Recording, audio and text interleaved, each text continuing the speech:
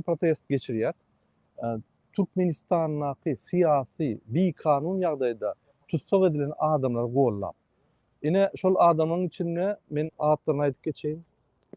Farhat Memankuliýew, Juma Sapar Derdebaýew, Mansur Mendiýew, Merdan Muhammedow, Murat Öwezow, Allamurat Korhanow, Murat Duşemow, Melikberdi Allamuradov we beýlekler. Şol adamlar Türkmenistanyň türmelerine bir kanun ýagdaýda tutsak edilip bir kanun ýagdaýda şolary ceza kesip Türkmen hökümeti öz siyasi opozisiýonlara karşı siyasi yani hiç taraf halkın tarafından siyasi taraftan çıkışlar bolmaz ýaly basışlar edip şolary bastı. Men näçe şu dağıtları düşündürýän sebäbi şol oglanlar Türkmenistanyň ötür. Bundan başga da adamlar köp. Ine şol adamlaryň gollugyny biz häzir şuň Washingtonda uly diplomatik missiýalarynyň ýanyna, ine şu köçede bir topar diplomatik missiýalar bar. Şo ýerde biz ýürütýän protest geçirýär.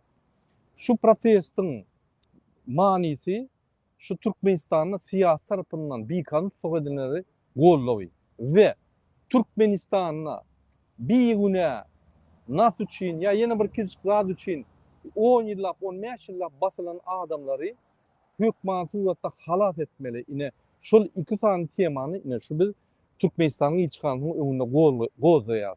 Ine şunu uly rezonans etjek bolýar bütün dünýäde. Bizim çıkışımızın yankı çıkışımız bu torunlu biz ine bizim bilen bir mut men adamlar goşuýyn. Serdar bilen diýer. Serdar diýeriz. Biz eşitýäňizmi? Biz eşitýäňizmi? Assalamu alaykum. Hoş geldiniz. Biz eşitýäňiz Serdar. Sesiniz gelen o.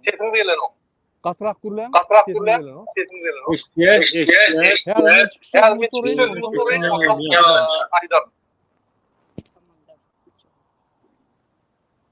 Men eşitýänmi? Gaty ýoş gelýär sesim. Vatandaşlar ine şuň biz şol Türkmenistanyň siyasi tutkawlarda yatan adamlaryň gollugyny edýär we bir güne siyasi däl hereketler üçin sosial problemaly bir kiçik problemalar üçin Türkmenistanyň bir güne türmelerde saklanýan bir topar enatalar çağlar yetim Türkmenistanyna galan ya ejesi ýok ya kakasy ýok otyrlar şolary ýa gollap biz çykyş edýär. Çıkışımızın soňunda şu akşam men hat üstü bilen bizim çıkışımızın manisini ve hemme detallaryny şol Washingtondaky hemme ilçihanlara ýolajak. Ine şuň bir Türkmenistanyň ilçihanasynyň öňüne protest geçirdik we Türkmenistanyň şuraýaly siyasi bakışlary gidýär. Adamlara siyasi bakışlar edilýär. Bir güne adamlar bir güne basylýar. Hemme döwletlerde aktif adamlar bar. Jemgyýetiň aktif adamlary bar. Hemme döwletlerde şol adamlar hakları var, konstitusiyon hakları var. Öz pikirlerini aýtmana, öz protestini bildirmene, köçe çıkıp öz yankı azat pikirlerini aýtmana hemme döwletlerde var. Türkmenistanyň konstitusiýasyna şonda var. Ine şol Türkmenistanyň hökümetini basyp alan uzurpatorlar, yankı awtoritar rejimi, Berdimuhammedowlar, ine şol adamlar Türkmenistanyna diňe öz siýasatyny ýöretip beýleki opozisiýon yankı şolary deňgelmeýän ýa şolara garşydaş siýasatlaryny ýok edýärler. Ýagny olar bilen oturup gidişip konkurensiýa gürleşmän ýok edýärler. Ine şoň üçin Türkmenistanda 33 ýyldan bäri hiç opozisiýa ýok. Hemme opozisiýa daşyna çykmaly boldy we biz daşyna hereketler etmeli bolduk. Ine şoň üçin biz ine şuraýaly Türkmen topragyny diýilýän ýerde Türkmeniň ilçihanasynyň öňünde biz çykyşlar etmeli bolýar. Sebäbi Türkmenistanyň içinde biz edilemiz. Biz Türkmenistanyň içinde arqyn rejimler mertlerçe görüşip bilýär, problema ýok. Din halkyň gollugyna garaşýar. Eger halk bullap bilse biz baryp şo ýerde de çykyşlar edip edil, köşküňe çykyşlar edip şolary tutawam edilýär. Şoň üçin biz halkyň gollugyna garaşýar. Gününden halkyň gollugy galýar. Halk düşünýärni. Bizim geleceğimiz diňe siýasatçylara bagly, diňe bizim geleceğimizin gowgunlary diňe opozisiýa bagly. Türkmenistanyň içindäki özüne milli lider diýilen adam. Ýagny 58 sany kitap ýazyp, oň atlaryny bilmeýän adam. Eline ruçka, kitap ýazanlar ruçka eline ýanky tutup görmedik. Kitaplarynyň manysyny bilmedik. Men ömrümiň manysy bir kitap ýazan adam, ömrüniň manysyny düşünmeýän, öz-özüne milli lider, ýagny öz tohumynyň milli lideri Gurbanuly Berdimuhammedowa garşy ine biz çykyşlar edýär. Hormatly watandaşlar, men sözü birinji bilen Nurjan apa berýän. Nurjan apa aýdyp bilersiňiz. У вас mikrofon есть. Да, Он, да. в принципе, там... Ага, хорошо. Salam vatandaşlar. Bildiğiniz ýaly biz Washington'da Türkmen ilçihanasının öňünde ne tam spisak jest. Miting geçirýäs.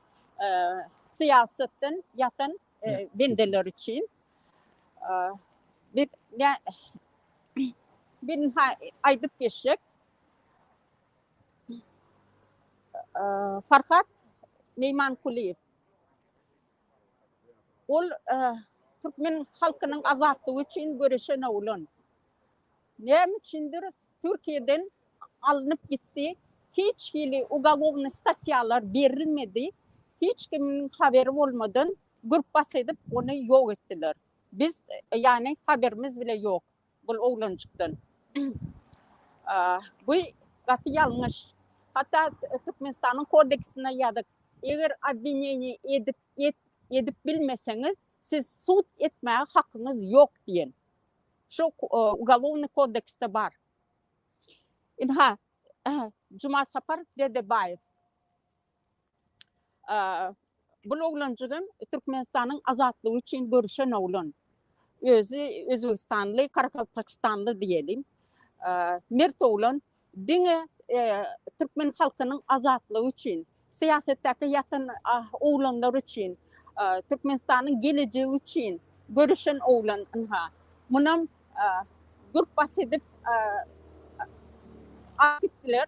Hiç kimin haberi olman, elektroşok bilen hatta şeydip bunu Özbekistan'ın türmesine akidip şu taýda 9 ýyl berdiler. 9 ýyl. Türkmenistan halkı için görüşen mert oğlan, gahrman oğlan. İnşallah çıkar.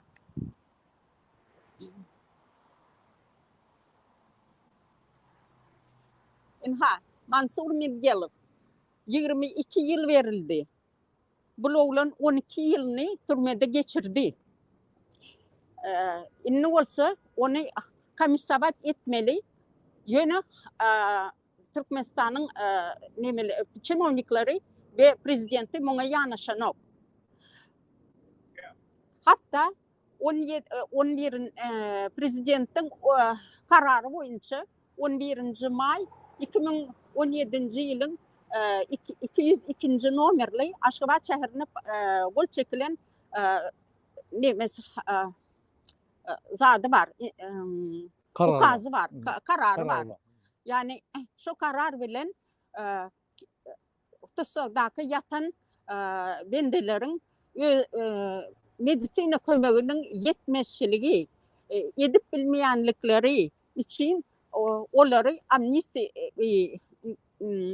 öýüne goýbermeli diýen, komissabat etmeli diýen bir karar var. Şu prezident kararı. Emma o karar uýgulananok. O karara seredilenok. Bir de yine de bellek kişi kolan näme üçin Türkmenistan'da siyasetten ýatan tutsawlary amnisti edenok.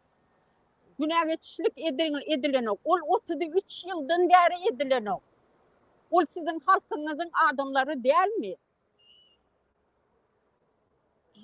Inni men şu wagt Ursuda bellek kişi kolan мировое сообщество, вы или не видите, или не хотите это видеть, или услышать мольбу нашу о том, что в Туркменистане уже 33 года не производится амнистия. И, ну хорошо, сейчас в последнее время в странах идут войны. Вы можете это даже не услышать. Но Вы и до этого должны были это все услышать, потому что везде пишется, говорится, но почему-то все остается безнаказанно. И просим, чтобы в предыдущем вы взяли во внимание. Наши ребята, все невинные, они только хотели, чтобы было процветание в Туркменистане. И чтобы за слово свободы никого не сажали на 22 года. Это безумие. Сейчас. Инха, Мирдан Мухамедов, Хасаме Топорның оппозицияда, Хасаме Топорның оğlancığı. Бұл оğlanım Türkmenistan'ın geleceği için, yahut geleceği için bu neme görüştü, söğüştü. Yeden hiç hili ervetliği yok. Hiç hili. Ne içindir?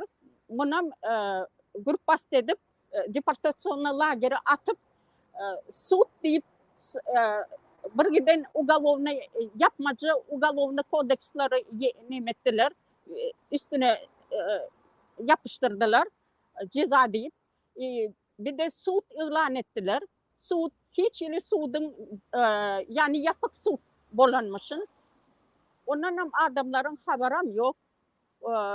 Aşgabat şehrinin Proletarski rayonuna bolacak deyip başka bir suuda geçiriyorlar. Baran halkın ondan haberi yok. Yani şu oğlancımıza Mirdan Muhammedov'da azatlık isteyiz.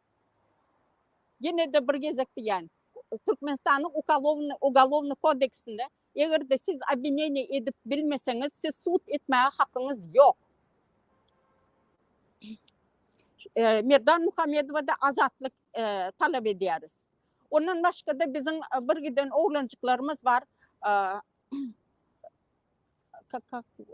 Allamrat Korkhanov, Allamrat Korkhanov, Murat Düşemov, Murat Övezov, Meyalikberdi Allamuradov. Meyalikberdi Allamuradov. Onların hem azatlığını isteyiz. Türkmen чиновникlarına bir de prezidente yüzleniyiz yerden. Bizi bu tayı getirmeyecek olsanız, geplettirmeyecek olsanız, avrayınız için siz bizim sesimizi hükmani surette eşitmelisiniz. Ve çare görmelisiniz. Bu oğlancıkların hiçbirinin günahı yok. Günah geçişlikte hükman bunları görmelisiniz. Siz Pamilov'u diyeniz ama Pamilov'u siz sadece o tayda korrupsiyada pul yoklayanız, uğurlayanız. Adamlar en sonki zatlarını satıp öylerini, bar zatlarını satıp size pul veriyorlar. Yine sizin Pamilov'un yanınız. Ayıp değil mi? Birazcık bir fikir edin. Bu vatandaşlar, Türkmenistan'ın vatandaşları. Окей, дорогие друзья, дорогие телезрители нашего канала, дорогие туркменистанцы, сегодня, 25 сентября 2024 года, мы, демократическая оппозиция Туркменистана, проводим манифест в поддержку наших политических заключенных, незаконно осужденных людей в Туркменистане, таких как Джуматапар Дадебаев, Мансур Менгелов, Мердан Мухаммедов, Фархат Мейманкулиев, Мурат Оvezov, Мурат Душемов, Meyalikberdi Allamuradov и другие, Алламрат Корханов и другие. Мы поддерживаем наших земляков, которые были просто гражданскими активистами, которые боролись за права человека, которые старались защитить законы Туркменистана, которые стояли на стороне закона. Не против закона, на стороне закона. И режим Бердымухамедова, отец и сын, как мы их называем, авторитарный режим, он вот так расправляется с политическими оппонентами. В Туркменистане нету оппозиции. В Туркменистане невозможно зарегистрировать ни свободную общественную организацию, ни политическую партию, ни политическое движение. Ничего нельзя, запрещено. Мурат Душемов хотел зарегистрировать политическую партию. Он оказался в тюрьме.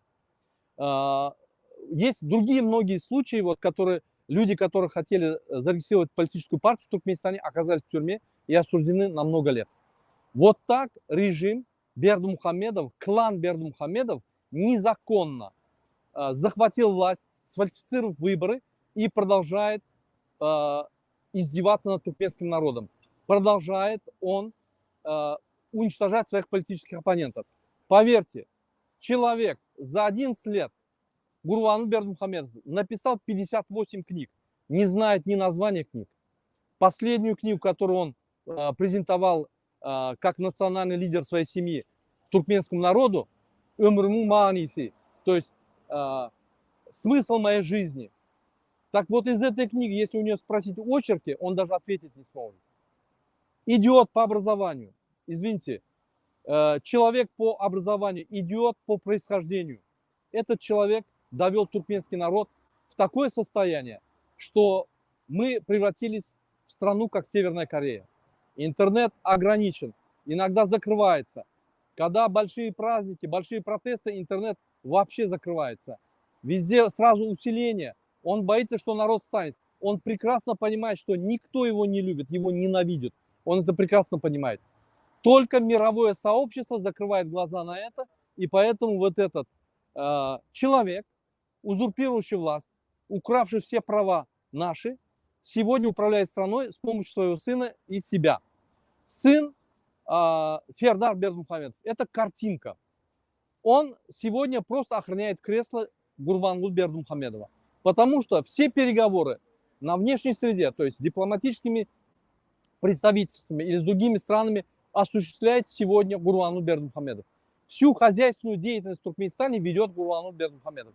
Сердар строго исполняет его указания. То есть страной, как и раньше, управляет певец, жнец, писатель, юморист, диджей, пилот, конекрат, коневожденец, велосипедист. В общем, как только его назвать нельзя, писатель, поэт. Вот этот человек, написавший за 11 лет 58 книг и не знающий ни содержания, ни названия своих книг, управляет сегодня страной. Это смешно, но мы призываем мировое сообщество обратить пристальное внимание на нарушение прав человека в Туркменистане. В Туркменистане сегодня 45% населения вынуждены покинуть Туркменистан. Даже в Корее такого нету, в Северной Корее, что население в составе 45% покидает Туркменистан. Сегодня покинуть Туркменистан – это мечта туркменистанца. Мы дошли до такого позора.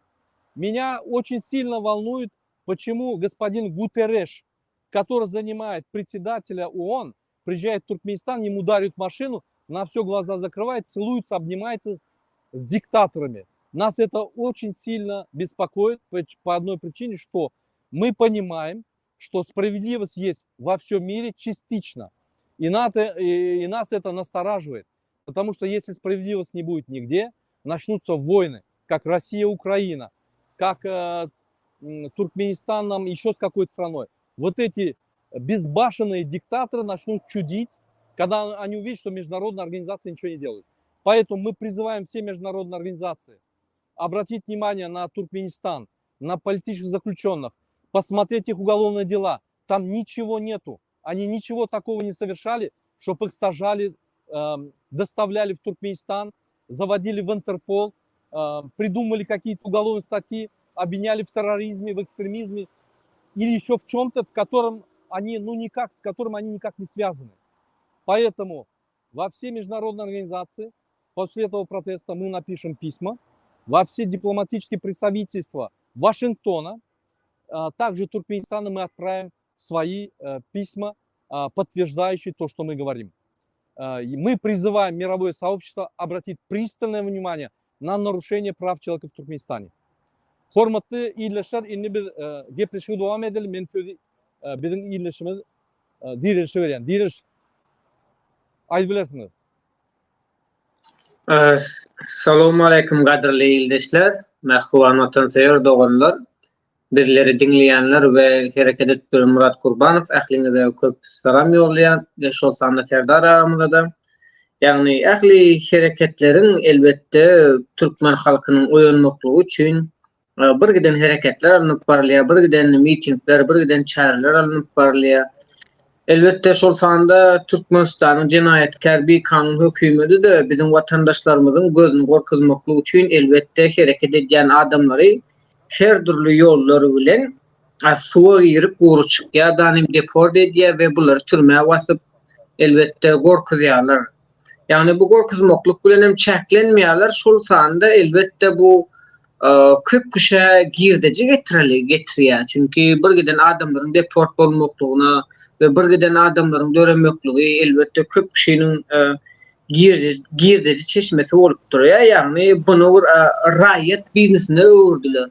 Raýat biznesini mesela Türkmenistanyň içinde Türkmenistan hökümeti medewati we ýurtdaşyndaky bizim hukukumuzy gorýas diýenler medewati. Bu elbette bu kynçylyklardan çykmagyň tek bir ýolu bar. Ähli çykyşlarymyzda aýdyp belläp geçişimiz ýaly evde bolýar.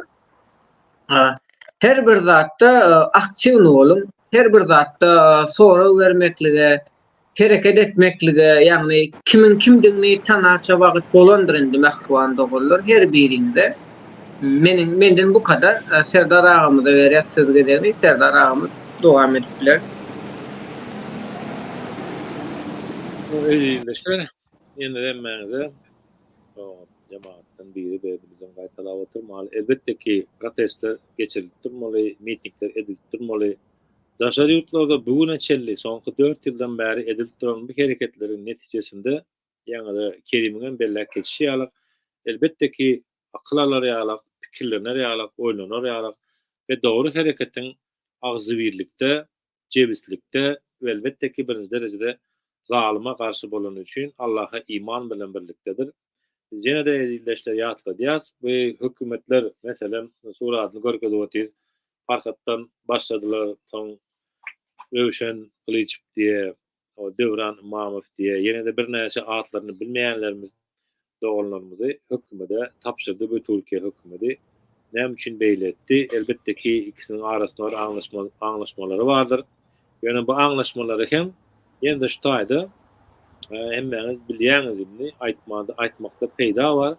Allah Taala diýär ki zalyma garşy göreşi çykan bolsaňyz ey meniň iman eden bendelerim diye maňa dilek ediň menden ýardym dileň menden kömek dileň diye hemişe Allah'ı inkar edenlerden, Allah'a karşı gidenlerden, Allah'ı inanacak bolup Allah'a ümtilýän adamlardan ýanlary bar bolsa olary bilen dostum bolmaň, aragatlaşygyň tutmaň diye ve ýene de bu hereketiň netijesinde meselem bir gün çağırış edip oturanlar var. Meselem 20 sentýabra çağırış edip oturanlar var.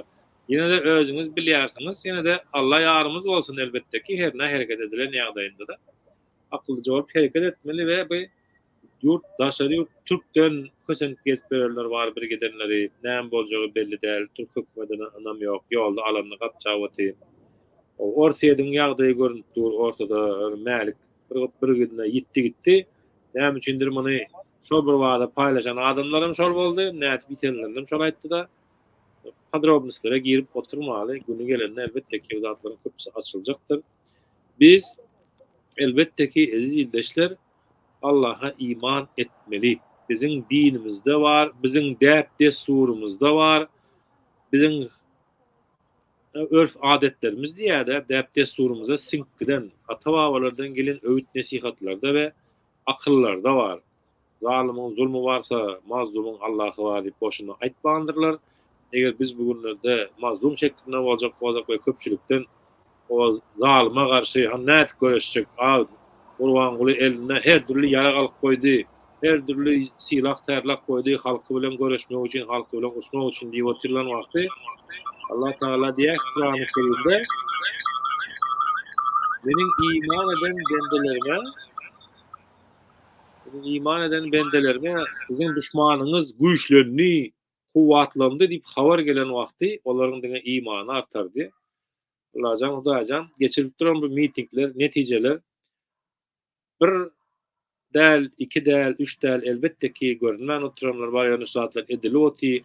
Bu aramyzda gürleşip duraly, sözüň güýjüne eýereli, sözüň güýjü bardyr elbette ki. O ýene de dowam ederiz burada. Sen aýdy ber. Olur.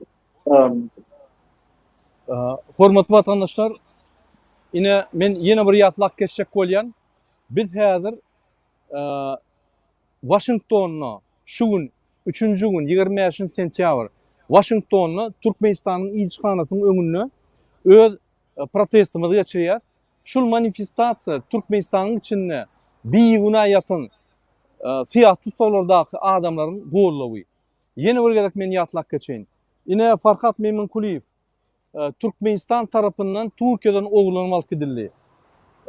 Bize şoň ykbaly belli däl. Ne Türk hökümeti, ne Türkmenistan hökümeti ofisialny bize jogap berýär. Muňa adam ogruk diýilýär. Bir minut men mikrofonu goýaýyn. Eger даже türme basılaýan ýagdaýda da biz näçe ýyl basılandygyndan bilemizok. Awa, biz näçe ýyl basılandygyndan bilemizok. Näme bolanyndan bilemizok, ykbalyndan bilemizok. Bular ýaly hökümet kim bolsa şo bolsun. Şo ýaly adam alyp ogurlap, öldürip ýa urup ýa bir zat etmäni hiç bir haky ýok. Diňe şoň üçin şu hökümet tutup, bu jenaýat iş. Biz şonu tutup jenaýat çekmeli. Ine Cuma Sapar Dedebaýew Türkmen halky üçin köp işler etdi. Protestler geçirdi. Bir topar ýanky yerlerde çıkışlar edip, vaat edip, ýene Türk hökümeti bilen Özbegistanyň arasynda özara baglanşyklar üçin alınıp alyp gidildi. Bir minut men şu nemäni öçüreýin. Bir minut. Eha berýär. Inni Mansur Mengelov alsak. Mansur Mengelov bir kanun ýagdaýda narkotik taşlap, ýene bir zat edip, buluş halkynyň ýanky haklaryny gorap, çıkış edýärdi haklaryny gorap, hatlar ýazýardy, ine şoň üçin tutup alyp gitdiler. Mansur Mengelov hakyky Türkmenistanyň gahrymany. Bir näçe ýyllap Türkmenistanyň türmelerine ýatyr we şo ýerde şu Mansur Mengelov oturan ýerine adamlaryň haklaryny gorýar. Muny şizo goýýarlar, muny izolatora goýýarlar, urýarlar, ýençler şonu da şo ýerde adamlaryň haklaryny gorýar. Şul adama prezidentiň adyna hat ýaz. Prezidentin bağışlar zat dip ýanky ýalňyşdym. Men opozisiýa garşy dip çykyş etýärler bolsa şonu Türkmenistanyň türmesinden muňa ýanky azatlyga çykarjak bolýar eden ok. Men diňe hakyky biýigine ýagdaýym boýunça men çykjak bolmasa ýallaklap ýa bir ýerine ýanky paýşdyrlar edip ýa-da tökmet çykjak gelip mert otyr şo ýerde. Ejesi ýok boldy, arada Ejesi ýok boldy. Kakasy ýok boldy. Bular garşyp göz ýaş döküp wepat boldular öz oğulları üçin. Kösenip şonda da mert durandyr bu oglan. Hakyky gahrman. Muň aýagyny alanyna urup aýagyny döwdüler. Şo aýagy döwülerine şul adamyň ýanky saglygy häzir gaty erbet ýagdaýda. Şoňa garamazdan Türkmenistanyň 2017-nji ýyllaky çykaran Gurbanly Berdimuhammedowyň karary boýunça şul adama Türkmenistanyň türmesine kömek et bolanok, şo sebäpli, şol karar sebäpli şul adam goý bermeli bolýan, şondan da şo karar ulanok, ýene de şo öz çykaran kararyndan Gurbanly Berdimuhammedow bolýar. Hormatly vatandaşlar, ine biz ýöne seredip kino öwrenýär bolup durmaly. Şu ýaly adamlar bar bolan soň entek Türkmenistanyň içinde adalatlyk bar. Türmelerde adalatlyk bar. Bolmasa polny bespredel bolar. Biz hökman şu ýaly adamlarymyzy halkyň içinden çykýan adamlaryna gollamaly, podдержка bermeli. Biz podдержка bermesek, biz gollamasak kim zulma garşy görüşdün? Köpüsi gorkýa, köpüsi ýanky dognanlaşyma batış eder ýaly. Köpüsi bolsa ay goýsana men häzir pul gazanýan oýda $100, $200 men ýanky mülkümi artdyrjak zat dip watany elden gidip dur. Ýanky Türkmenistan ogranyp gidip otyr. Häzir indi döwletimizden ogranjak bolýarlar bolýan. Şoňa seretmän şo gara güni bilen. Gara gün ýöne 33 ýyldan bäri gelip dur. Biz ýanky bir günem durup görüşemzok.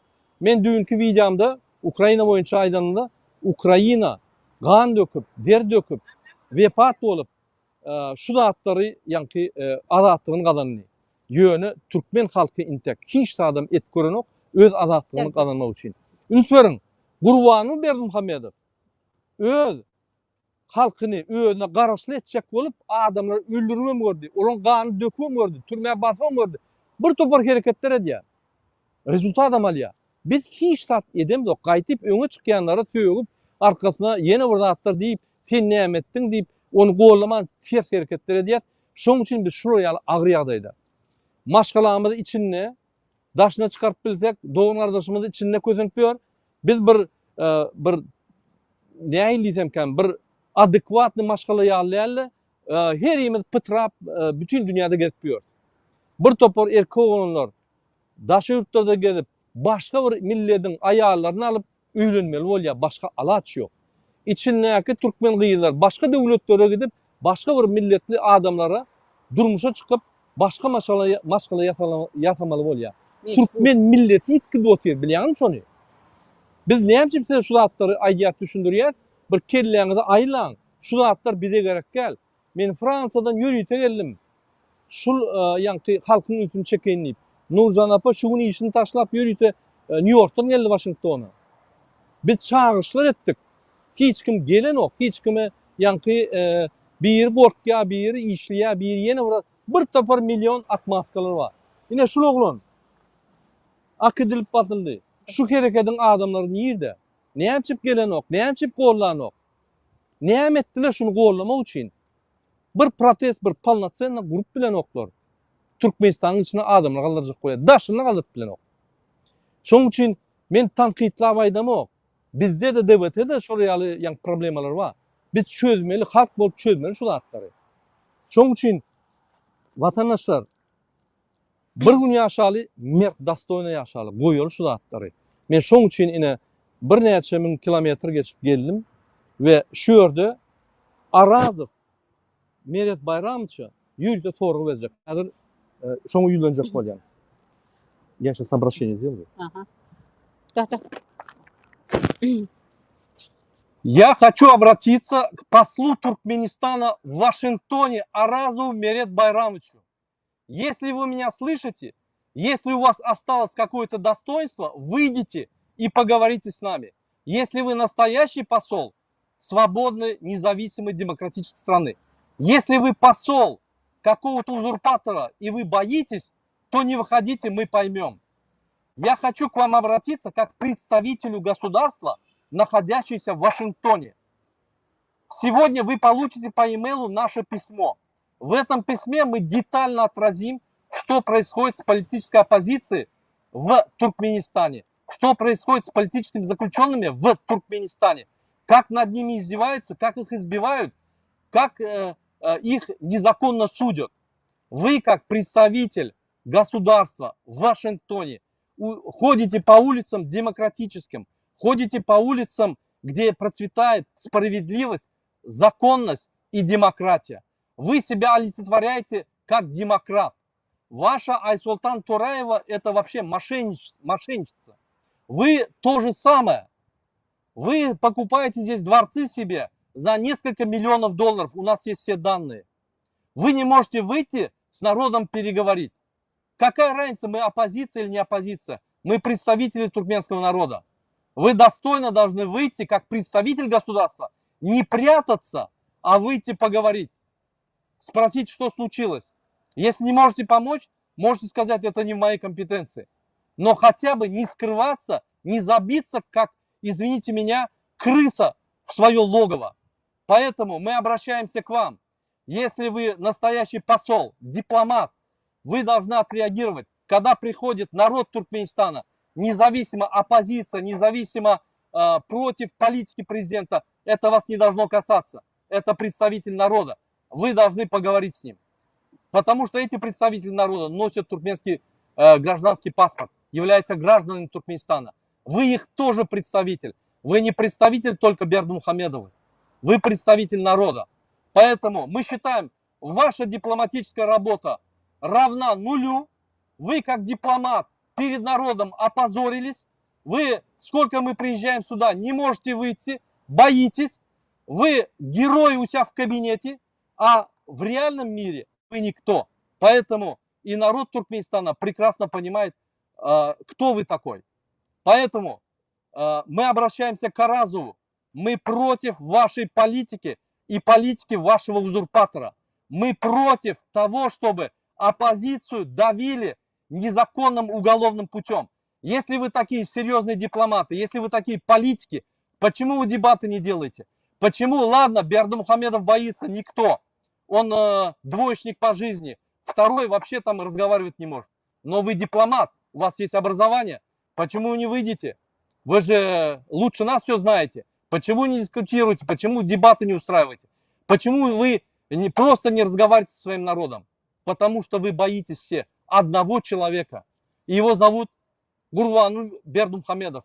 Он написал 58 книг, название книг не знает своих. Спросите у него, он даже 10 книг не назовет из 58 книг. Вы прекрасно понимаете, в каком вы положении. Вам надо пройти на сторону народа, хватит идиотов поддерживать. Из-за таких, как вы, мы сегодня пришли к этой жизни. Не думайте, что режим Бердымухамедова это два Бердымухамедова. Это вы в том числе. Поэтому мы к вам обращаемся. Если у вас есть какой-то дипломатический статус, вы должны выйти и поговорить, как делают все посольства. Или консул отправить, или простого сотрудника отправить и послушать, что мы говорим. Вы это все увидите в YouTube. Мы понимаем это. Поэтому мы не оцениваем вашу работу никак. Вы работаете не для народа, вы работаете на режим диктатора. Правильно.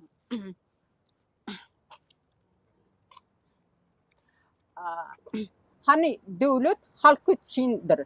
Halk için hizmet etmeli deyip belirlenip geçe konstitusiyada.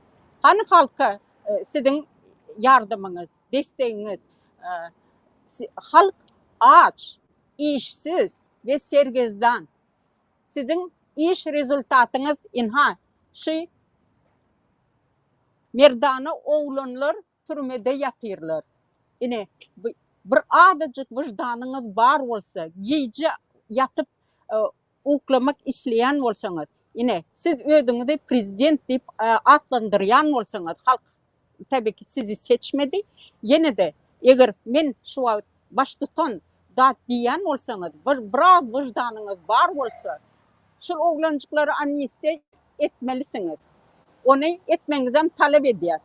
Şu oğlancıkların azatlığını talep ediyoruz. Halka iş verin, güç verin, sergezdan olmaz yani halkınız toplan öz vatanımıza. Hadi söz verin. Hormatly vatandaşlar, bir minut. Yine hormatly vatandaşlar. Siz diýäňiz pasosta hökümet bolmy. Gorkup daşar çykyp bilen oklar. Türkmen gражданларының gürleş bilen oklar. Opozisiýa görseler gaçýarlar. Siz diýäňiz gelin olar ýaly, ýa-ni erkek bolsaňyz, zat bolsaňyz Türkmenistana. Türkmenistan bir kiçik territoriýa. Biz bütün dünýäde bular kowlap ýör. Dogry düşünün. Şo ýerde bir täkelje kanun, adalet, şo ýerde ýa-ni nime diýen bolsa, biz şo ýerde arky şolar görüşip ýeňip emilýär. Saýlawlarda utup emilýär. Biz bäerde bular bilen ýargy bilen güleşemdok. Biz bäerde bular jenaýaty iş tapyp bular basamdok. Biz dastoýna güleşýär, hormat goýup. Näçe şolar ýaly Türkmenistanda bular edilenok. Bular zulüm. Bular diňe adamlary öldürmek, basmak, ýok etmek, eline güç var. Şo güýji, konstitusiýon güýji zulüm tarapyna ulanýarlar. Ine şonuň üçin biz baryp şo ýerde hereket etip bilemdik. Ýöne halk bolsa, biz şol ugroza garaşman biz barýar şo ýere. Şonuň üçin watandaşlar, siziň hemmäňizi çagyrýar. Opozisiýanyň hereketleri goşulmasaňyzam gollan. Bize kömekler gerek. Bize komentariýa ýazmak, maslahat bermek, bizi tankid etmek, bize hatlar ýazmak, bize Türkmenistanyň içine informasiýalar beýkançylyk boýunça, bize pul kömek, bize fondlara pul geçirmek, bize agza bolmak, bize bir topar kömekler gerek. Bu iş biziň işimizde, halkyň işi. Biz egerde bize galsa, biz başarjak dadymyz ýok desek. Şu ýaly kezaplary biz bir günne ýygnap, bir günne Türkmenistan düzet bilýär. Gollan bizi. Biz hökman şolary ýa-ni tutsak edip, boýuna bar haramlyklaryny goýup, oglan pullaryny Türkmenistan kaznasyna getirir. Men sözü indi Direlişe berýän, Direliş söz senden bolayım. Minnetdar Murat Kurbanow, Nurcan Elleci, yani çıkışlarınızda, hareketlerinizde ve şol sanda bizleri goldayanlara, dinleyenlere ve şutayda kavur zatları bellek geçmek isteyen, yani bu bildiğimiz ganhor, gandon hükümet, yani bilşiniz yani bu hükümet mesela maydalı siyasi sonra azatlık verse, halk üçün yürütü, girilen kıyınçılıkların bir kıştansını düzetse, yani biz bu hükümet bilen ılallaşırız diyilen yalak düşünceye geliyor da köp kişinin sebebi deyilende talep etmeklerin bir giden görünüşleri var. Mesela köp kişi diye ki yine siyaset solara azatlık verin, özünüzü prezident deyip hasap edeceğin olsanız halka seredin, o avrayınız dikeldin diyilen yalak et ya. Yok, biz bu hükümet bilen ılallaşmayız. Menin ve bizlerin, bize inanyanların talabı bu şekilde değil. Biz şu gandon hükümeti tohum tici bilen yok etmek istiyor. Çünkü bu haram hükümet konsul işgärlerini yani hükümet vazifede işleyen Türkmen vatandaşlarını öldürtmek istiyor. Yani mesela maydalı yurttaşında bizi kötüyenler kim? Konsulstuan işgärleri, doğru değil mi? Konsulstuada işleyen işgärlerin hem çağaları var, o beyzi var, oğlu var, ukat bölünleri var, işlep bölünleri var, doğru değil mi yani? Bunların biliniye, görünüye yani fikir etken o zaman konsul işgärlerin. Diriş bir minut saklayın. Biz hazır çıkart efirden ve Türk pasportunun önüne varmalı. Ve yerde vaktimiz sordu. Siz gurrun edi ben Serdar. Biz hazır koşuyoruz 15 minuttan bolyam. Türk pasportunun önüne. Yani halka öldürtecek bolýar da konsul işgärlerini bizim ýöneköy jemgyýetimizde öldürtmek isleýär bu hökümet Serdar'a gepin tümmek geri. Mesela bizim halkymyzyň gany gaýnapdy, bizim halkymyzyň jany ýanyp, kimden ýanyp? Konsul işgärlerinden, doğru değil mi? Mesela täze pasport bermeli deregine pasport uzatma girizdiler ve bunu köp adamyň islegini görä kanagatlandyrdylar. Yani köp kişi kanagatlandy. O uzatma girirse de bolýar dedi ve täze pasport almaklykdan vazgeçildi ve talap edilmedi. Yani bilişimiz ýalat yurtdaşyndaky türkmenleri kim köseýär? Konsul işgärleri. Bular hem ýerden ýeke çykan däl Serdara. Bularyň hem çağalary bar, dogry dälmi? Bularyň hem tohum tiýji garandaşlary bar. Yani diýmek isleýän zadym, eger bu konsul işgärleri halkyň dawlenýesi bilen, halka kösemeklik bilen bu işlerini dogam etseler, bu halk bularyň nesil neberilerini öldürjekdirler var. Çünkü eger de bu ganhor hükümet aslan şonu isleýär, Türkmeni öldürtmek isleýär. Bu şonuň üçin geldi. Bir tarapdan keselçilik bilen, yeter yetmezçilik bilen ýok edýärdi. Bir tarapdan da öz wezipesini elinden gidirmejek bolýan adamlaryň eli bilenem ýöneköy jemgyýetimizde her taraplaryň ýol bilen ýok edýärdi, gynawdy, kösäwdi. Ýagny gelecekde Türkmeni öldürtmeklik üçin bir giden projekt çyzypdy.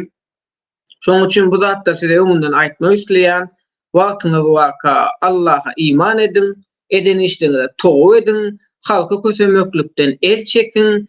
Eger halka kösemekliňizi dogam etseňiz, isle konsul işgäri bolun, isle häkim işgäri bolun, tapawdy ýok. Allah Taala aralmaklygy nesip etdirjekdir we bu millet her biriňizden aýylan şu şekilde araljakdyr. İkinciden men tekliğim var şu taýda watandaşlarymyza Türkmenistanyň hökümeti yürütü ve bilip bilgeçliğin bir giden kynçylyklary döretdi ki adamlar şu kemçilikler bilen gumra bolsun ve şu zatlary ünsünü versin diye. Mesela biz näme etmeli? Biz derdimize derman talep etmeli değil. Şu hükümetin gitmekliğini talep etmeli. Mesela maydaly, mesela siyaset solar azatlyk berdi da ılalaşacak mısınız şular bilen? Mesela maydaly bir kuş adam oyunu un paylatda. Mesela yarımız un talep etýäs, yarımız pasport, yarımız keselimize derman, yarımız şuna meňzeş bir giden derdimiz var. Yıllardır derdimiz bitmedi daha. Derdimiz aýdyp gutulmady o. Yani näçe çözümünü aýtdyk, referandum etmeli. Bize Serdar Berdimuhamedov gerekli değil. Biz erkin seçim isleýäs. Biz bunu başarıp bilýäs. Her bir siyasi hareketçi, her bir adam referandum islemeli. Erkin seçim islemeli. Täze prezident saýlawy islemeli. Bunu ikinci edek prezident saýlawda resmi ur şekilde halka seredajak adamı dikeltmeli ve bunun arkasında durmalı. Yani edilecek işler vatandaşlar her biriniz challenge çekmeli. Men Serdar'ın prezidentlik vazifesinden narazy, men erkin seçim isleýän, men täze prezident saýlaw isleýän diýmeli. Yani her bir adam özünün konstitusiýa diýen Hudaý urullaryn bu düzen konstitusiýasy we bu kitaby we bularyň maddasy we özlerçe düzüp ugrundalyk gaşyp ýörler. Yani ähliňiziň bilşiňe ýa-da 30 ýyldan bäri demokratiýa bilen şu konstitusiýa bilen külümüz sowurdular. Hiç birimiziň derdimize yaramady. Yani şu maddanyň içinde de ýazyp durdy. Şu maddada da ýazyp durdy vatandaşlar. Biz referandum etmeli. Biz erkin seçim etmeli. Biz halky prezident saýlawyna taýýar etmeli. Başga çıkalygy ýok dogonjuklam. Her bir aktivistiňmi, jurnalistiňmi, siýasatçyňmy, ýeneňmi, hemmämiz biz şu prezidentden narazylygymy görkezmeli. Çünkü bu hökümet bilen resmi tarapdan görüşmeli. Resmi bir şekilde görüşmeli bu hökümet bilen. Sebäbi ol biziň garşymyzda resmi bir şekilde görüşýär. Emma bu hökümetiň tarapdarlary biziň garşymyzda resmi bir şekilde görüşýär. Bizim olara garşy resmi bir şekilde görüşýärmiz. Şahsy dawa jenjel bilen bizleri 4 ýyldan bäri gumra edýär.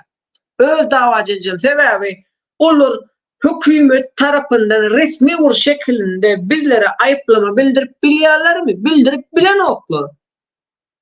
Bizlerim hökümeti resmi bir şekilde günäkär görkezip bilýärmi? Görkezip bilemizok. Çünkü haýsy tarapdan bizler garyp diýsek, dünýä ýüzüne edilen hayır sahavat kömegi görkezip otur. Dünýä ýüzüne edilen kömekler görkezýär ki biz garyp däl diýär. Gurulan heykelleri, gurulan binalary görkezýärler, biz garyp däl diýärler. Biz bunun garşysyna howaý arzuwlar bilen görüşýär. Bu biziň garşymyzda resmi bir şekilde görüşýär. Yani artık vatandaşlar tek bir çıkalyga var, referandum etmeli. Bu haramları gitmekligi talap etmeli. Yeter artık. Ölüýümi dem yetdik, öldürilenmi dem yetdik, tutsaglarmy dem yetdik. Türmäň içi tam doly. Şu türmedäkiler içindekilerin hemmesi biýüne. Hiç birisine adalatly suud geçirilmedi. Hiç birisi açık suud edilip türme basılmadı. Emmesi şu haram hökümetiň zulmüne duçar boldy. Türmedäkilerin içindekilerin hemmesi biýüne. Çünkü türme basanlar jenayetkär. Yani bundan artık dogonjuklan meniň tek bir haýyşdym, tek bir talabym şu haram hökümetiň külünü sowurmaklygy üçin Allah'tan and içmeli ve Allah'a iman etmeli, Allah'tan dua dilek etmeli, aralmaklygy nesip etdirsin. Konsul işgärlerinden, hökümet işgärlerinden, prezidentinden, tohum tejinden aralmaklygy nesip etdirsin bize. Bizlere şolaryň nesil newerelerinden aralmaklygy nesip etdirsin. Her türlü ýol bilen bizlere bulardan aralmaklygy nesip etdirsin. Dökülen Türkmeniň ganynyň hasabyny soramaklygy nesip etdirsin.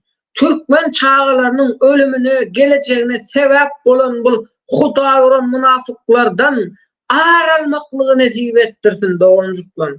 Yani ölümden gorkmaklyk, bu zalymy tabin bolmaklyk ve Allah'ı inkar etmeklik. Bunu orada Allah üçün, iman üçün, vatan üçün, yaş nesil üçün ölümü göze almalı, aralmaklı üçün hareket etmeli. Biz bunların her birisinden aralmalı dogonjuklar. Ölümü göze almalı, aralmalı. Bayda kalıp, Türkmen baydağı alıp, yürek bolýarmy şu ýerde? Bıl pasport var.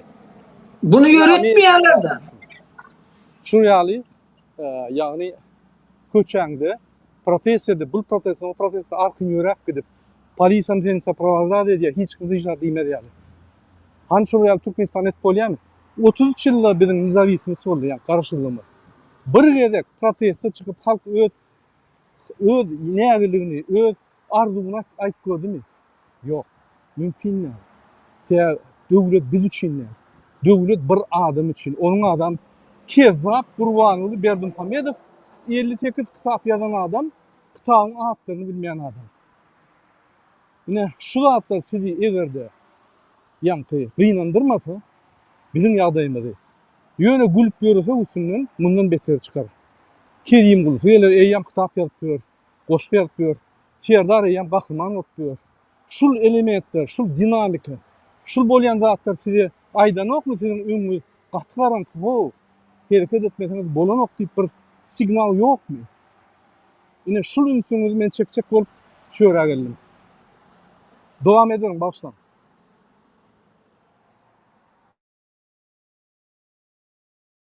Yani Türkmenistan'ın içinde birlere vatanseverliği öğretmediler, baydağa hormat koymaldygyny öğretmediler. Çünkü halk wada vatan vardı. Yaş nesil vardır da biz vardır. Mesela biz yaş çağlarımızda her kim öz çağısını goramaklığa, öz çağısına seyretmeklik bilen meşgullanýar. Pikir edip görün dogonjuklarymyz. Biz egerde edil öz çağımızda seyredişimiz ýaly. Öz çağımızda, öz ganymyzdan dünýä iýnen perzendimize seyredişimiz ýaly.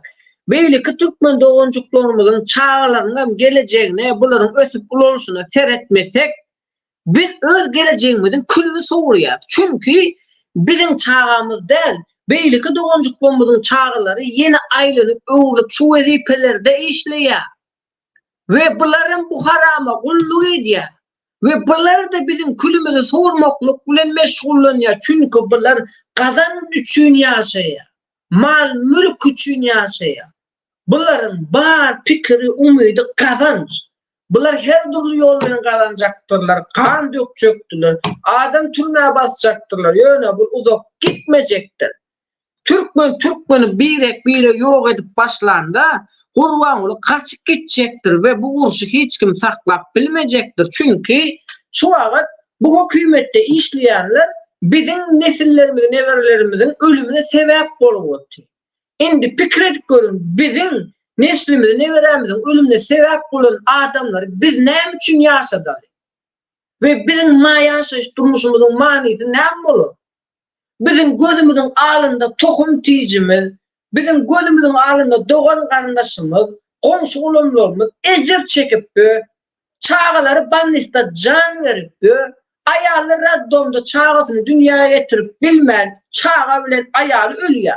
Raddomu var ya, çağısının nahrını görmediğinde hem ayağını yitirip kayıtacak hem çağını yitirip kayıtacak. Bu zatlardan sonra bu zatlar insanda kelle oturacakdır. Kelle oturacakdır sonra var bu zatlar. Çünkü adamlar doydundu. Ayette diydisinden. O bizim derdimizin adı bitmedi o. 4 yıldır derdimizin atlarını sanıyor. Dertlerimizin atlarını sanıyor. Her gün, her ay, her yıl 3 köşük dertli adamlar çıkıyor o. Gördünüz mü? Yeter artık dert sanamak yoktu o. İnsanan adamlar hana şu Rafka 4'te güllenip bizi video aldılar. Gördünüz mü? Seredin birler köplük Emrah Kurbanov doğrudan mesela men konuşmuşlarla tohum tezin tanımı. Yani bizi dinleyenler, bizi görüyenler, siz şu konsul işgallerini tanıyanlar da bularım çağaları haysi üniversitede okuya, nerede yaşaya, Türkmenistan'da öylüyor, nerede çağaları, nerede siz bir köplük doğuncuklu. Şu konsul işgalleri yerden yeke çıkan değil, başlığından tut yine kararına, konsulun, pasolun, bunlar yerden yeke çıkan değil, bunların çağaları var, bunların nesli neveresi var, bir köplük, bir anıklap bilyaz. Biz derin hep bilyaz doğuncuklu. Anıklan, bilin. Çünkü bunlar bizim nesillerimizin ölümüne sebep oluyor. Bunlar bizim yok olmaklığımıza koşup bu ganhora hizmet ediyor. O biz ölmeyecek olup yaşayız ki, ölmeyecek olup ölümden ağır ecir çekiyiz ki doğuncuklu. Biz ölmeyecek olup, öldürülmeyecek olup bir ölümden acı ecirler çeker. Tohum diyicimizin ölüsünü telefon üstüyle mazara caylayaz. çağacaklarımızı telefonda görüp bulutken. Şu zatları edi oturan kim? Bir tane Hudaýyň tohumy o. Bir tane Hudaýyň tohum milyonlarca adamı köse otuyor o. Milyonlarca adam köse o. Doğuncuklam hatça var. Hakimin tohum tijinin çağalarını yerini anıklap berin. Konsul işgallarının çağalarının yerini anıklap berin. Çünkü onlar çağalarını yurttaşında Avrupa'da orada burada okutya. Sen anıklan şoların döllerini. Sen anıklan şoların neverilerini. Türkmenistan'ın içinde öylerini anıklan, yurttaşında haydi yerde okuyalar, nerede yaşayalar, anıklan doğuncuklam. Çünkü hükümet bunlar bilen birileri birini öldürtecektir. Bunlar şu vakit bu hükümeti dinlep birileri bizim nesillerimizi öldürüp atıyorlar. Düşünüyorsunuz mu? Bunlar şu vakit fırsattan peydalanıp haram pul için, mal mülk için bizim nesillerimizin ölümüne sebep olup atıyor. Bizim özümüz atmaklığımıza, çağalarımızın derdine derman tapmanlığına, bunların en atasız kemale gelmekliğine, bunların insan değerlerinin vahşi bir hayvan yalak bolup bulunmaklığına, erkeklerin kullukta ayrılmaklığına, kulluğa giden bizim yaş yiğitlerimizin, afserlerin, komandirlerin sikmekliğine, ayağıylarımızın bozulmaklığına, yani birileri o derecede vahşileştiği otuyorlar. O derecede bizim dertte surumuzu, din imanımızın külünü soğurup atıyorlar. Bundan tek bir çıkalga vardır. Bu çıkalgada biz bu hükümeti ayırmakları talep etmeli. Dine ayırmakları yeter artık o tuzsoğlara azatlık, yeter artık kesellere derman, yeter artık password, yeter artık generale o. Bizim derdimizin şanı bitmedi o. Yıllardır çözgüt çıkmadı o. Ayda otuyor, şu hükümeti ayırmaklığı talep edin. Referandum talep edin. Şu hükümeti ayırıp bilsek, mün derdine derman tapılacaktır. Mün derdine derman tapılacaktır. Hiç kim kösenmeyecektir. Şunu ayırmaklığı için talep edin. Yeter artık yegenlerin etmişi. Yeter artık yegenlerin sıçık giden bok gömdülüğü kaçıra deneş bulan sıçın bokunu mucağı oturacak o. Bunlar barıp bilýän mi 2012'den beri sıçıp doldurdular. Bokunu billere dert ettiler. Çünkü haydi bir yegenin bokunu mucağı oturacak. Haydi bir prokurorun bokunu mucağı oturacak. Bunların boku bitmiyor. Bunların başını yok etmesen aşağıdaki itlerin zulmü bitmiyor. Balık kelleden porsuya. Okumuzu kella hücum edin doğuncuklarım. Dediklerimi edayım bir küplük. Bir köklük doğuncuklu. Bunlar ağırlık. Sen başla.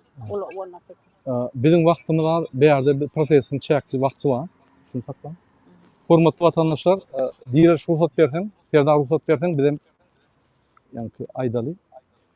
Hazır bizim bir minut. Hazır bizim karşımızda eğer ünseren bolsaňyz, şunu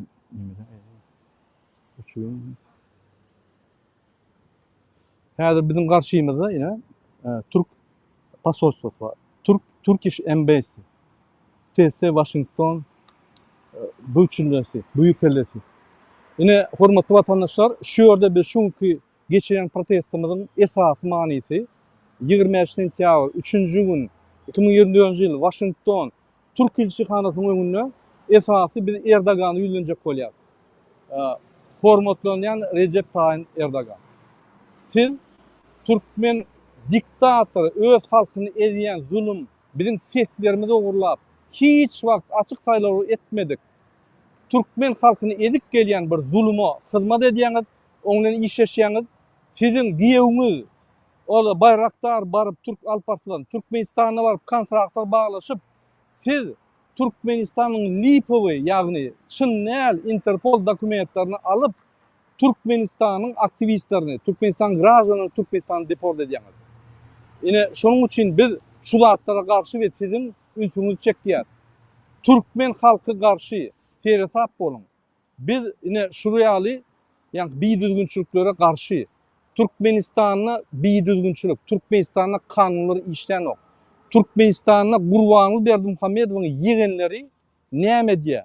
Birinji bilen Türkmenistany hemme biznesini yankı edip bizim hükümet gurumaları, edaralara barıp şöyle rekid edip on karyitlerini alıp ardan bakadan 3,5 manattan alıp onu valuta satıp yani yine de gelip 20'den çalışıp yine de 3,5 manatta yerine koyarlar.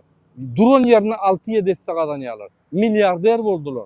Türkmen halkı sizin devletinizde nelegal olup sizin ekonomikanızı yankı düzgünlerini bolup işlemeli mecbur bolýar. Biz düşünýär. Şo yerde Türkmen halkının günäs badığını düşünýär. Ýöne bize Türkmenistanyň içinde ne opozisiýa, ne siyasi pikirler aýtmak, ne halkyň arzularyny aýtmak, ne de halkyň isleglerini aýtmak mümkinçiligimiz bar. Bir zat gurulsaň türmäge basýarlar. Türmäge basmam gurup zat edip işlerini görýärler. Şonuň üçin ine hormatly vatandaşlar, men häzir şöyle goýyn, şunu sebäbi ýürüýte geldiler. Hawa spesialna geldiler ine. Bizde taýyk ýok. Biz öz işimizi goýulýar. Ine Türkmen pasportlaty. Ine şonuň üçin hormatly Recep Tayyip Erdoğan siz musulman nöwledi, musulmanlar bolýaňyz diýip Siriýa diýýäňiz, zat edýäňiz. Gözüň öňünde, burnuň öňünde zatlar göreňiz. Siz Türkmen halkyny haçan bolajak? Näçip Türkmenler deporta 6 aylap, 9 aylap, 1 ýyllap otyr. Näçip olary urýarlar şöyle. Näçip şolara adwokatlar berilýär. Näçip olary iddialy, ýa-ni ite de ýa-ni rahatlyk, parahatlyk, ýa-ni onu fiýdaly hormat goýarlar. Itlerçe Türkmen halkyna, ýa-ni polisler we içindäki migrasiýony gulluklar itlerçe iddialy hasap edýär Türkmen halkyny. Näme sebäpli? Biz size näme etdik? Olur ýaly. Hawa administrativ kanunlary bozduk. Onun için bizim bilen itlerçe ulaşmalar. Ine şoň üçin geljekde şu rejim ýykylýar. Türkmen halky bilen aratyş goýjak bolsaňyz, Türkmen döwleti aratyş goýjak bolsaňyz, hormatlap öwrenin Türkmen halkyny. Biz Türk halkyny hormatlaýar. Biz sag bolsun diýip şuraya mümkinçilik berip bize ýa-ni çağlarymyzy iýdirmäne, naharlamagyna, mümkinçilik öwretmäne, mümkinçilik berýäňizi biz size sag bolsun diýip ýöne bizim haklarymyzdan ma. Biz daş döwletde bolsaňam bizim halkara konwensiýa esasyna haklarymyz bar. Bu bizim pasportymyň soragy geçtin. Geçde de haklarymyz bar. Halkara konwensiýa esasyna sebäbi pasportdaky danylar dogry. Diňe bir ýa-ni datasy näme dogry. Onun üçin siz bizim bilen iççe gürleşmeliler, ya iççe hasap etmeliler. Ol bizim günämizde o Türkmen konsulluğun diktatör rejiminin günäsi. Biz şonu aýdyp gelýär. Ine şoň üçin biz size ýüzlenýär. Siz şu zatlara üns bermeseňiz, onu diýmek, siz zulüm tarapda, erti Türkmenistan azatlygyny alanyna size zulümün tarapdary diýip serederler we biz halky köşüşdirip bilmek. Halk öz aýdar, şu Türk guwan bolsa Erdogan diýdiňçe gatnaşmaň biz Türk gerek gel. Biz başga döwletlere gatnap, biz başga döwletlerden gatnaşak. Turan, eýlik, beýlik zatlara unudun. Özüňiz birinji bilen özüňiz düýetmeseňiz, Turanyň agzamaňda, Turan agzanyňyzda maskara bolýaňyz. Sebäbi Turan üçin siz hiç tat edeňiz ýok. Siz Turanyň ýol boşçulary üçin edýäňiz. Turanyň halklary üçin hiç tat edeňiz ýok. Klub diktatorsyz diýip. Hawa siz öňkü Putiniň ornuny aldyňyz, olar diktator klubyny döredip häzir saknadan gitdi. Siz şonu eliňize alyp şonu dowam etjek bolýaňyz. Biz Türkiýanyň içiniň siýasat bilen işimiz ýok. Ýöne şo ýerde Türkmen grajdanlaryň halkara konwensiýa esasyna haklary bar. Advokat almana. Eger tutsak edilse özüni gorumagy mümkinçilik. Eger tutsak edilse şoň tutsak şertleri normalny bolmaly. Iýmiti ýere döküp kafile barın iýin diýmeliler. Ya olar urmana hiç hil hakyny ýok. Nurjan apa, men size söz berýän söz bermekden ýene bir aýdýan. Şul adam Dädebay Juma Sapar. Sizin ıhtiýarlyňyz bilen, sizin ýagny howa diýeniňiz bilen şul adam Türkmenistanyň ogurlandy.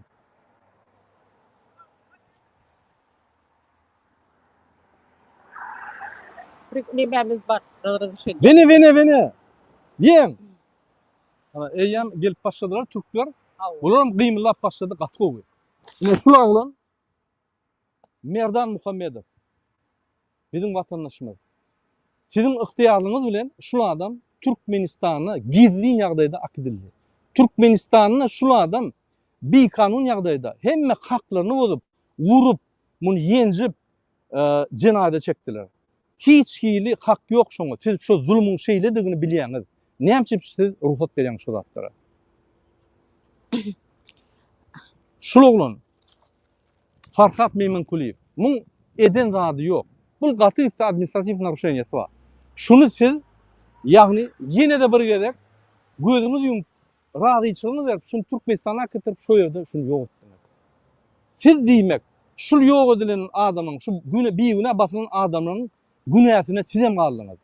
Ine Erdoganyň daşky siýasaty, Türkmenistan boýunça daşky siýasaty. Biz şuna garşy, ine şoň üçin size aýdýar. Siz Türkmenistana demokratik döwlet ýaly etmeň. Ol bir zulüm. Nurcan apa?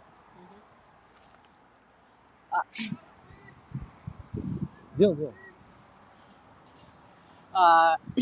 Inha biz şu wagt Türk konsoloslugynyň öňünde pasolstwo ilçikadasynyň öňünde biziň inha 3 sany oglanymy imine Türkiýeden alındy. Türkiýeden gitdi. Bu oglanjyklaryň akwaly yani türmede bu Farhat Turdyýew wapşe belli däl.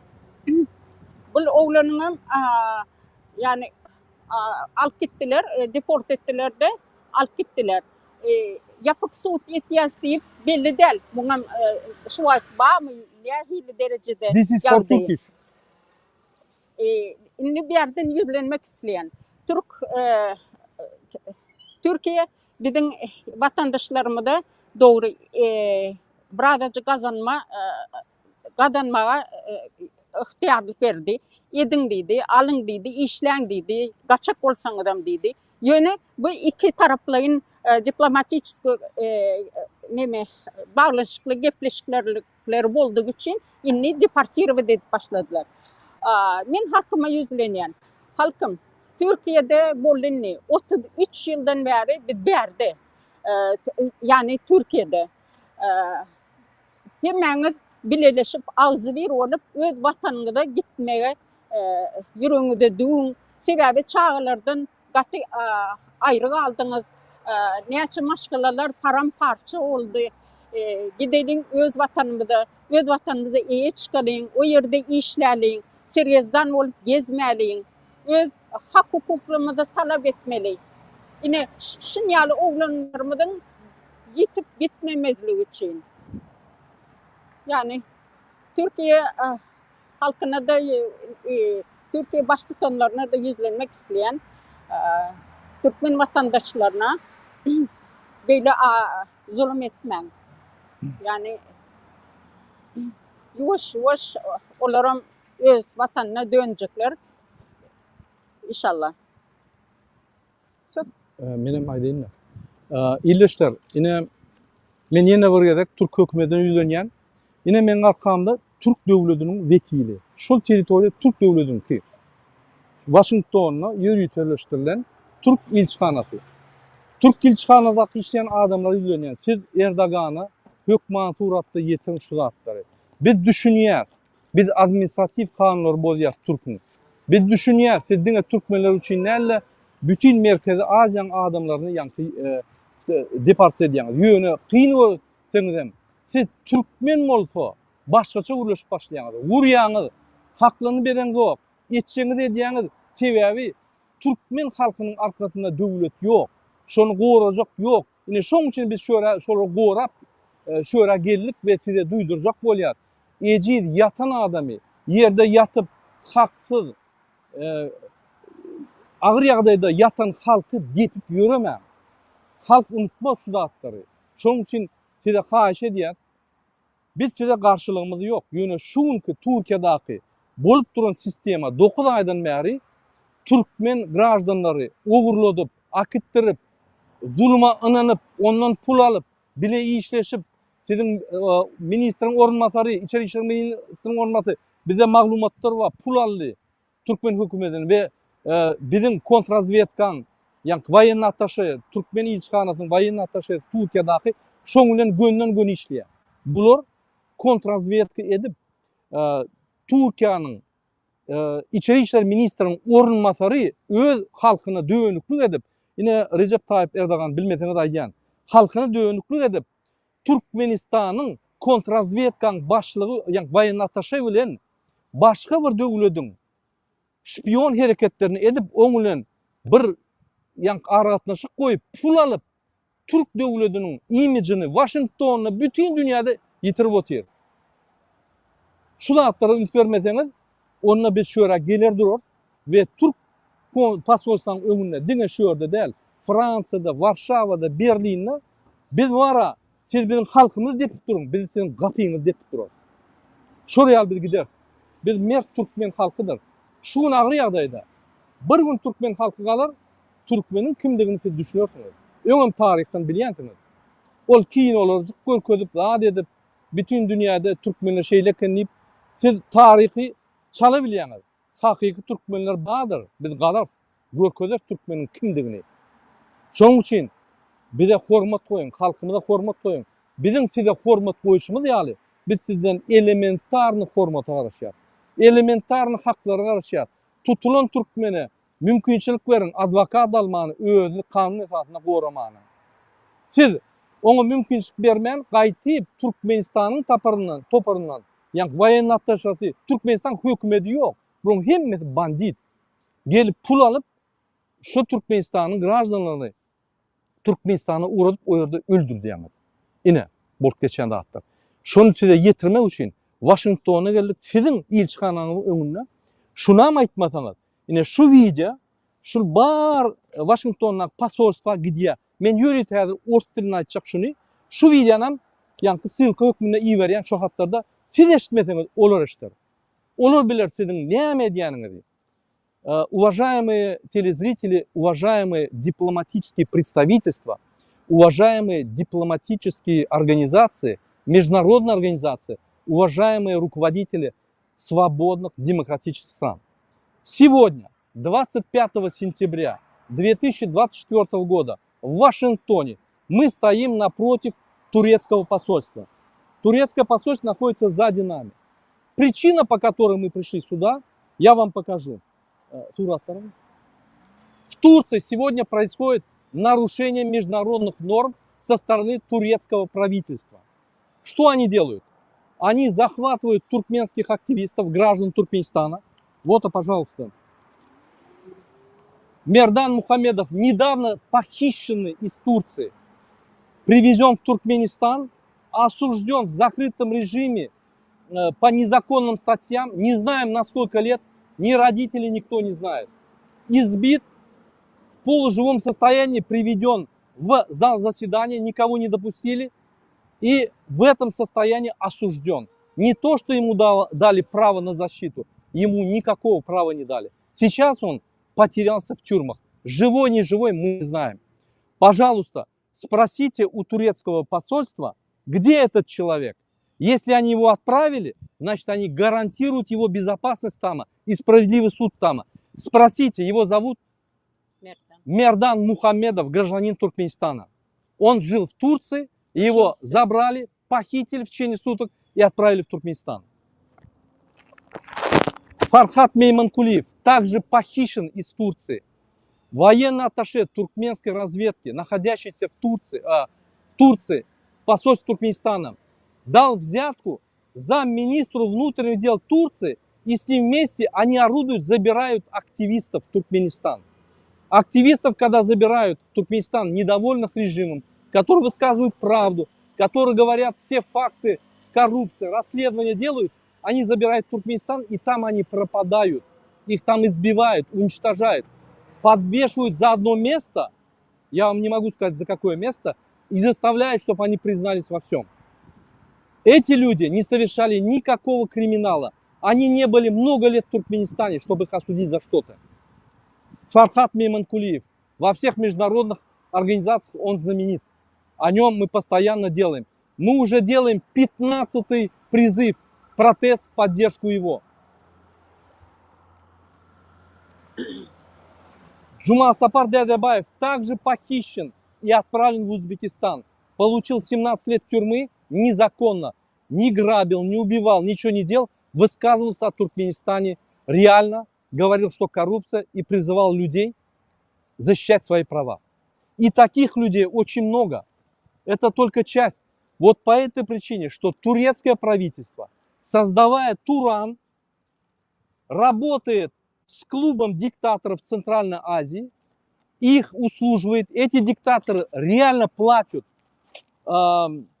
зятю Байрактару Алпарслану Эрдогана, заключают контракты с ним, он летает туда, заключает контракты и налаживают типа борьбу против терроризма и захватывают активистов и уничтожают оппозицию Туркменистана. И не только Туркменистана. Турецкое правительство сегодня участвует в геноциде туркменского народа, депортируя этих людей, не давая никакого права. В течение 24 суток они депортируют Туркменистан. У них схема такая. Туркменистан по надуманным статьям ставит в Интерпол этих людей после того, как их задержали, отправляет фальшивые документы. Турция типа на запрос туркменской службы, не проверяя, как в других странах, не проводя суд, расследования, сразу отправляет в Туркменистан, и эти люди пропадают. Мы хотели вот это донести, что сегодня Путин в течение, на протяжении многих лет управлял диктаторским клубом Центральной Азии, он исчез со сцены благодаря Украине, и его место заменил Реджеп Тайип Эрдоган. Вы не смотрите на него, когда он на каких-то совещаниях израильскому президенту тому говорит о защите мусульман или каких-то этих. Это ложная политика для того, чтобы многих мусульман завести в заблуждение. В реальности он заменил место Путина и создает диктаторский клуб Туран и работает не с народами этих стран, не делает какие-то законы для народов этих стран, а просто удовлетворяет их спрос, через них забирает через своего зятя контракты и обогащается. И тем самым ставит международную политику Соединенным Штатам, выставляет, типа у него есть там какой-то авторитет. Туркменский народ не признает Эрдогана. При смене правительства тут же мы поставим вопросы, те, которые созрели в течение 33 лет Эрдогану, ему правительству, за все нарушения, которые против туркменского народа он осуществил. Мы эти вопросы поставим попунктно, послу через посла передадим Эрдогану. Он должен ответить. Не может ответить, это значит не наш партнер. Ни о каком Туране не мечтайте. Это невозможно. С сегодняшним Эрдоганом это невозможно. Возможно, с кем-то, дальновидным политиком это возможно, но с Эрдоганом это невозможно. И не только Туркменистан, Казахстан, Таджикистан, народы этих стран, Кыргызстана против. Не питайтесь иллюзиями, что Эрдоган построит Туран. Невозможно. Туран не построится. Потому что старт очень плохой. Старт – это беззаконие, несправедливость, не защита граждан, а защита диктаторов, несправедливость и коррупция. На этом объединение не строится. Поэтому мы сегодня вечером отправим вам письма с детальным изложением того, что творится в Туркменистане, и участие Эрдогана, турецкого правительства в этом. И, пожалуйста, мы просим вас оказать давление, содействие туркменскому народу. Мы никогда не забудем вашу помощь. Сердар, айтчақтағың болса, айтып үлерсің. Спасибо. Sağ olun, minnettar. Ahirim yadınıza düştüm bardığım. Çünkü alak bir zat var hakikaten hem işte biz referandum talep etmeli, biz bu hakimiyetin gitmegini talep etmeli. Yıllardan beri, biz sonki 4 yıldan beri bilyendiriz, emma yıllardan beri, 20-30 yıldan beri Diri görkezin diye programmalar devam edip dur. Ne diri görkeziliye, ne türmedeki adamlar çıkarılıyor, ne türmedekilere kömek ediliyor. En barkisi Cuma sapar dädewayın ýagdaýy Özbegistan'da türmede sağlık ýagdaýy gowdal, sağlık ýagdaýy gowdal bilen muny balnişni rejimde çıkaran aklary kösä watyrlar. Taýy adwokatyna dogry jogap berip bilen aklar biz mundan görüp watyrys. Diktatorski rejim dowam edip dur. Turan boljakdyr inşallah. Turan boljakdyr, emma bu diktatorlar bilen däldir. Bu diktatorlar bilen boljak däldir. Sebäbi bu diktatorlar her haýsy öz halkynyň ganyny içip oty, günä gazanyp oty, muçide de oty adamlar. Şonuň üçin edildeşler, biz Türkmenistandaky häkimiýete garşy aklymyzda, pikirimizde düşünjeler ýaratyp başlamaly. Owo näde gitjek, näme goýjak, ýarak taýýarlap oty, belik taýýarlap oty, näme taýýarlasa şonu taýýarlasyn. biz Allah'a iman edip ýörenden soň buların öňümizde ne durup biljegi bardyr, ne beýleksi bardyr, pytrak gaçaktyrlar. Bunu men aýdamok, bunu Kur'an-ı Kerimde Allah Taala iman eden bendelerine wada berýär. Diňe maňa iman edin diye ve maňa iman edin, menden dilek edin ve menden kömek soraň diye. Men inkar edenler bilen, maňa düşman bolanlar bilen dost bolmaň, olardan kömegem soramaň yeňilersiňiz diye. Yeňilmejek bolsaňyz, yeňilmeýän tek Allah, tek bolan Allah'a iman edin ve şoňa birlik ve şoňa dilek edin, ýalwaryň diye. Siz Allah'a ýalwarjak däl, kime ýalwarjak? Iki ayaklı bende baryp ýalwarjak. İki ayaklı bende ine et bören işi ortada, ýurdun içinde kösençlik, muçeniye. Şonuň üçin elbette ki başaryp bilsek, resmi bir şekilde, kanuny bir şekilde biziň kanunlarymyza mümkinçilik berýär, döwlet taşyna kanunlara mümkinçilik berýär, hemme da mümkinçilik berýär we ýa-da bir adam aýtýarlar.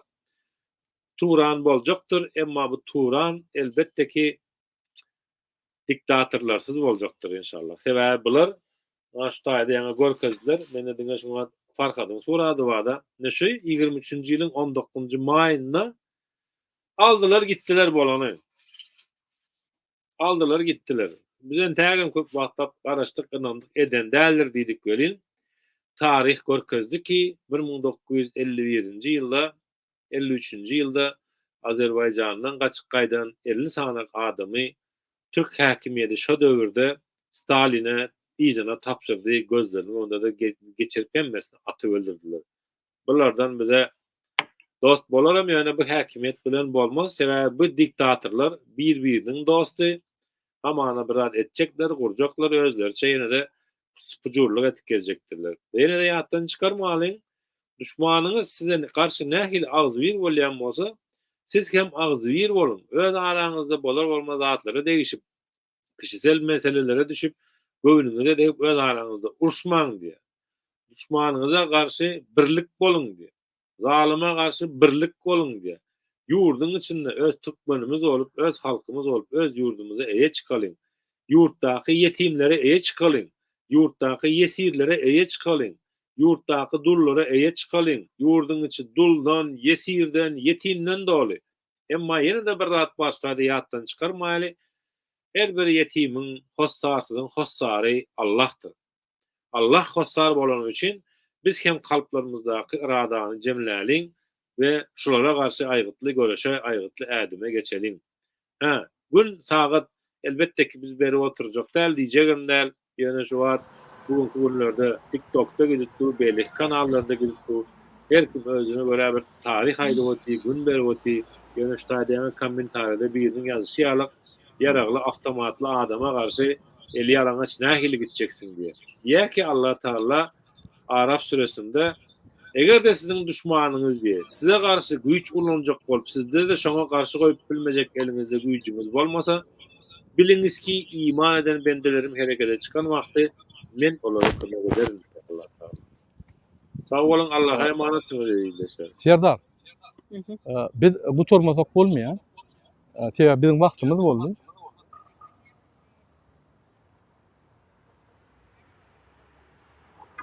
Biziň wagtymyz boldy. Pardon. Biziň wagtymyz boldy. Şoň üçin men biz jemläli, eger ruhsat berseňiz. Hormatly dinleýijiler, ine Türk hökümetiniň öňünde, ýani Türk pasolstwynyň öňünde gören bolsaňyz biz protest edip dur.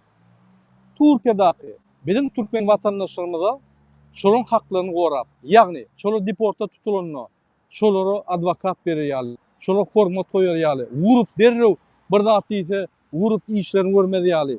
Şolar özüni gormany mümkinçilik görýär we oturmak şertlerini döderýär. Beýle kalklarýar, şolara da iddialarla normal ferderýär. Ýa şoň üçin biz Türk hökümetiniň ýanyna geldik we Türk hökümeti, Türkmen hökümeti bilen bile zulüm bilen işläp, Erdoganyň hökümeti zulüm bilen işläp Türkmenistanyň aktiv adamlary, ýani aktiv jemgyýetiň adamlaryny deport edip, şoýra ölüme barýanlaryny bilmem şoýra iýerýär. Hiç gaýsy döwletde beýden oklar. Diňe demir Koreýada edýärler we Türkiýede edýärler. Rossiýada edýär, Rossiýada bir zulüm.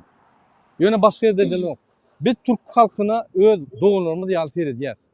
Biz Türk halkyny we Türk hökümeti arasına ul tapawut bardygyndan bilýär.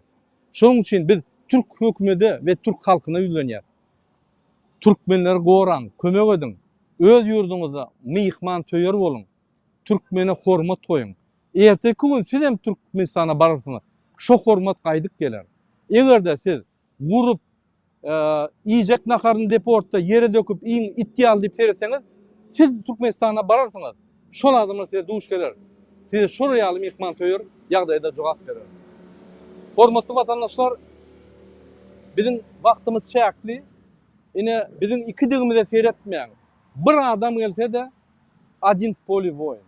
Sebäbi şul pasolstan öňüne şu neçelli diňe türkmen opozisiýa gelip protest edýär. Özü Türk hökümeti geň görýär şu zatlary. Näme boldy size diýip, şöyle gelmeň, gaýrat edin, bizi maskara etmeň diýip aýdýarlar. Ine men Türk hökümetine we ilçhana ýülenýän. Egerde siz dowam etseňiz, diňe berde däl, Parijde, Berlinde, Warşawada, şu bir ýerde barp bilýän bolsak, barar. Onuň güni Ženewa barapda aýdar. Hemme zatlary. Sebäbi halky goramasa opozisiýa, başga gorajak adam ýok.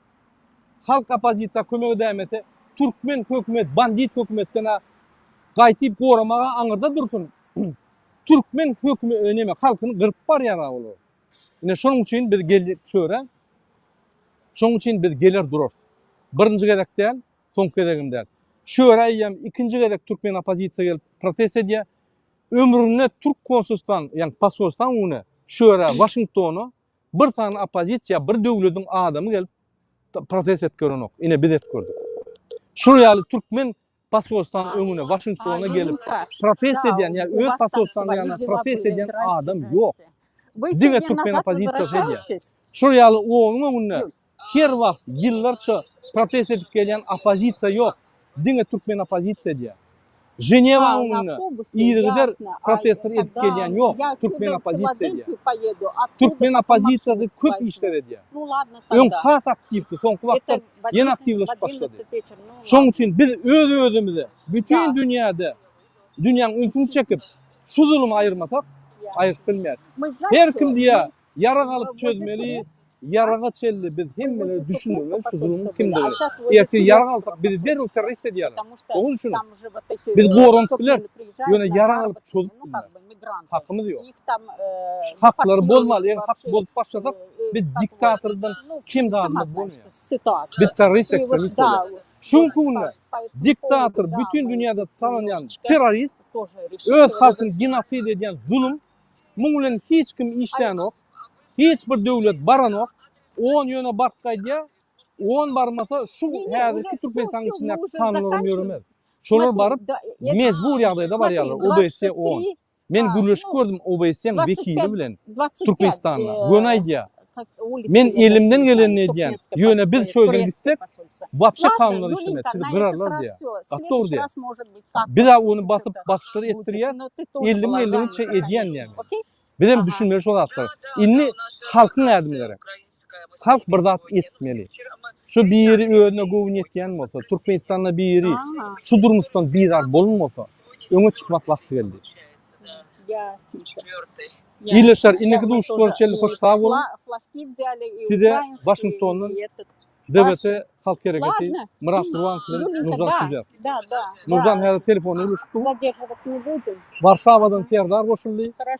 Ve Muhammed Döyücü eýýän videosunu ýazdy, bize jaňatdy, biz ýolda proska düşdük dağdan bäri.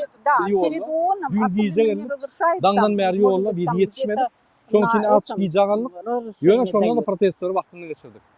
Bizi polisiýa kaptyrmada dur. MKM video gidýär. Alsın, gezsin, başarsa şöre gelsin gülüşeli. Biz onu kamera düşürde kaçıyalım diyor. Yine. Şunun için durmak yok. Biz azaltımız almalıyız. Şu kan dökmelen mi olsa vakti geldi. Şurada kan dökme diyelim. Bile çıkıp bir günde söyleyeyim. Kan dökme söyleyeyim. Şunun için şunun için Türkmenistan'ın içinde aktivistleri öňe böktürem de. Dursunlar. Kan çıkanlar şolu öňe çıkarlar. Görürsünüz. Güç olanlar aktivistler var. Nurcan apa, bir daha oturduk. Eğer de aytacaklarınız bolsa, Предложение var öyle nemeğin yanına gidelim diye. Beldom yani. Beldom Bizim yani. var ya. İldeşler, Fransızlara men şayda var. bir- häzir biz dowam ederiz. Akçaň öňüne. Onu näme? Washington'un devleti halk hareketi her wagt sedinler. Sağ olun. Ana maýdaýyn. Serdar jemlesen jemle biz öçülmeli Tamam. oýat efiri. Zalyma garşy urşa çykanýyňyzda, urşa çykanýyňyza garşy çykanýyňyza kan dökülermi, dökülmezmi, uruşlu alınarmy, uruşsuz alınarmy, onu Allah bilýändir diye. Şo ýüzden biz niyetimizi edeliň, niyetimizi pek tutalım. Zalyma garşy gaýdusuz görüşjekdigimizi Allah Biz Taala gitmek ýüregimizi bildik bilýändir her yani. birimiz. Yeketnada. Oňa da tevekkül Yani edelim. Tevekkül edelim Yaroldu. demek netijesini Allah'a koymak demektir. Sağ olun. Allah'a emanet olun arkadaşlar. Amratçı. Oğlum Serdar. Onda näme? Hoş sağ olun hormatly vatandaşlar. Ünlü gepleşikler çelli. Sağ olun. Biz yetiştik häzir Akçaň öňünde professor. Sağ olun.